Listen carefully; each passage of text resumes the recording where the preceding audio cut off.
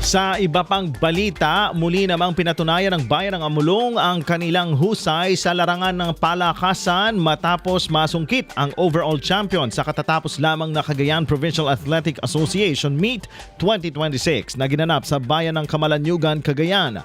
Ito na ang ikaapat na sunod na taon na nahawakan ng Amulong ang kampyonato mula noong 2023. Patunay ng patuloy na kahusayan at disiplina ng kanilang mga atleta sa iba't ibang sports events. Nakakuha naman ng Santa Ana ang pwesto bilang first runner-up, sinundan ng Lalo habang muling nabawi ng Solana ang third runner-up mula sa Pamplona na may hawak ng nasabing pwesto noong 2025.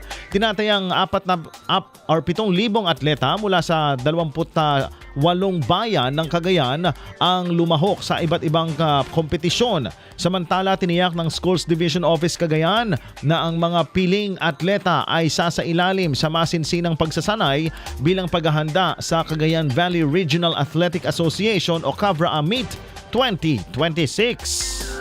IFM News.